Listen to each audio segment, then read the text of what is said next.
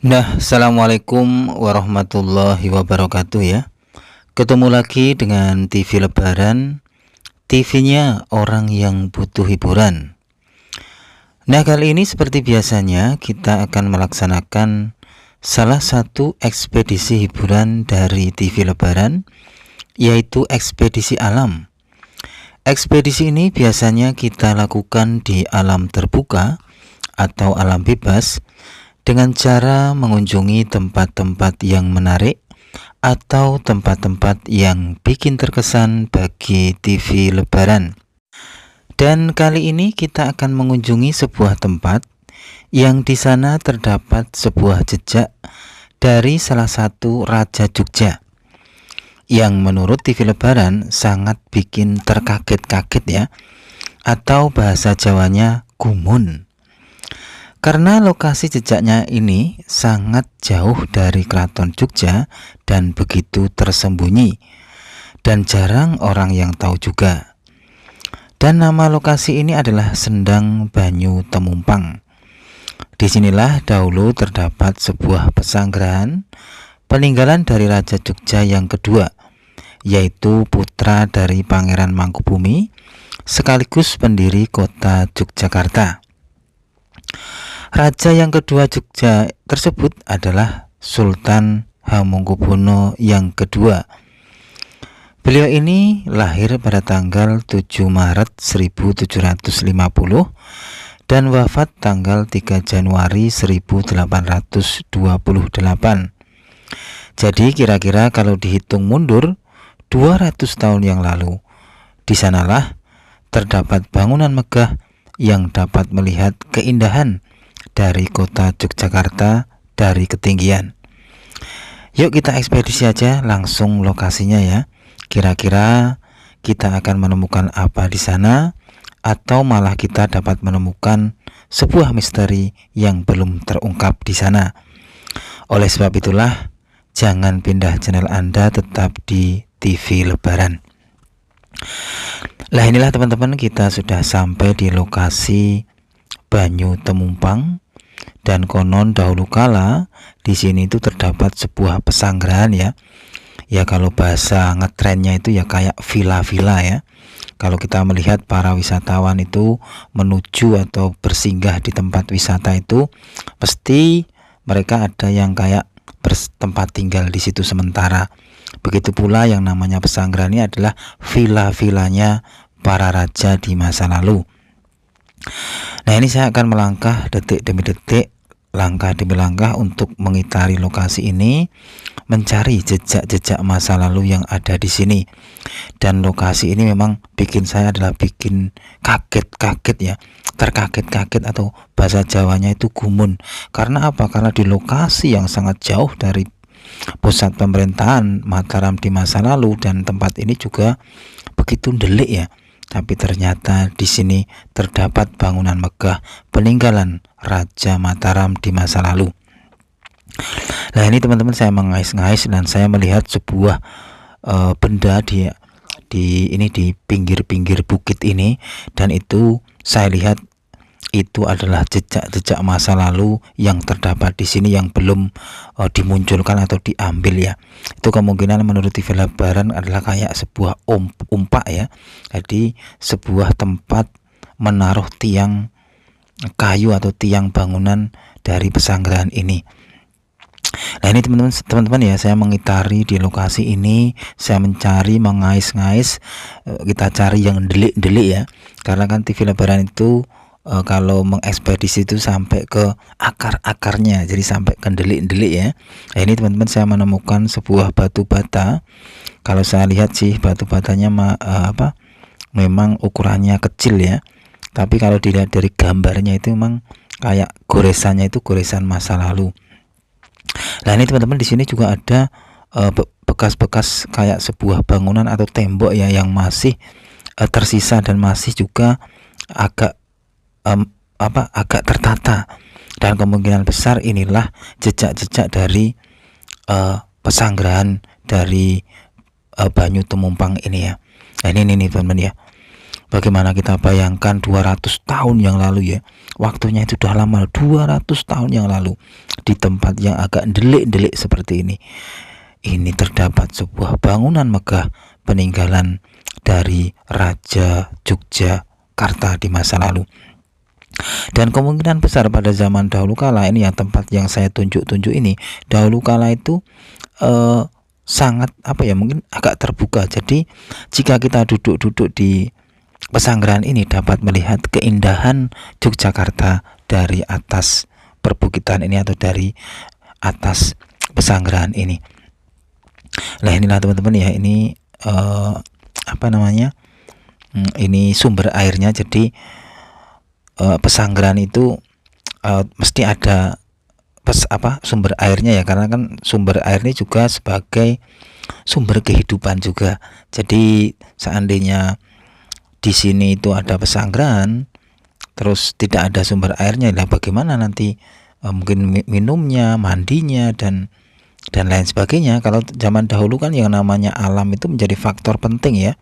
Jadi kayak air ya, sekarang sih penting, tapi dahulu kala itu kan alat-alat itu masih manual.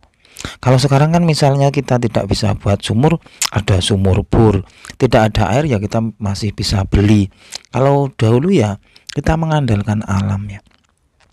Makanya kalau kita lihat ya, pendirian kerajaan itu biasanya juga di samping-samping atau di lokasi komplek kerajaan itu ada sumber air. Kalau tidak ya ada sungainya, karena melimpahnya air itu menandakan juga bahwa tempat itu menandakan tempat yang subur ya, atau makmur ya. Nah, inilah teman-teman lokasi dari Banyu Tumumpang, jejak saksi bisu akan sebuah kejayaan pesanggrahan peninggalan Sultan Hamengkubuwono yang kedua. Jadi Sultan Hamengkubuwono yang kedua ini ternyata lahir tidak di lingkup keraton ya. Beliau ini lahir di lereng Gunung Sindoro akibat dari perang melawan VOC. Beliau ini lahir dari permaisuri kedua Sultan Hamengkubuwono yang pertama, yaitu Gusti Kanjeng Ratu Kadipaten. Dan Sultan Hamengkubuwono kedua ini punya gelar di masa kecilnya, yaitu Raden Mas Sundoro. Beliau berkuasa sejak 1792 hingga 1828. Di masa pemerintahannya yang kedua dan ketiga, beliau dikenal dengan julukan Sultan Sepuh. Sultan Hamengkubuwono kedua ini memiliki 4 permaisuri, 27 selir dan 80 anak. Dan beliau juga menjadi raja yang paling banyak mempunyai anak. Nah, itulah teman-teman sedikit biografi dari seorang Raja Jogja yang kedua, yaitu Sultan Hamengkubuwono yang kedua atau Sultan Sepuh ya. Ini saya mengambil airnya di sini teman-teman. Saya ingin melihat bagaimana mungkin kesejukan dari air sendang Banyu Tumumpang ini ya, sambil kita berimajinasi kembali ke ratusan tahun yang lalu, bagaimana kondisi tempat ini, berjajar para abdi dalem, berjajar para prajurit-prajurit mengiringi kepergian atau mungkin pengembaraan dari Sultan Hamengkubuwono yang kedua. Nah, perlu juga ketahui oleh pemirsa TV Lebaran ya, bahwa Sultan Hamengkubuwono yang kedua ini memang terkenal banyak membuat pesanggrahan-pesanggrahan, jadi villa-villa. Jadi seandainya beliau pas mengembara itu ya berteduh atau mungkin bersinggah di situ itu ya, jadi mungkin menginap. Jadi dalam pengembaraan itu sudah ada tempat-tempat untuk berteduh dan menginap ya.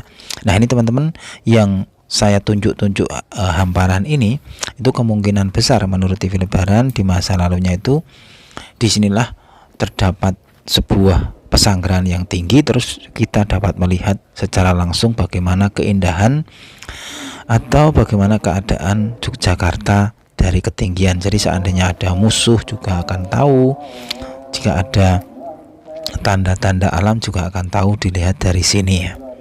Nah, ini teman-teman saya sedang mengitari lagi lokasi ini karena saya akan mencari jejak-jejak yang masih tersembunyi ya. Siapa tahu masih tersembunyi jejak-jejak dari Sultan Hamengkubuwono yang kedua yang di sini.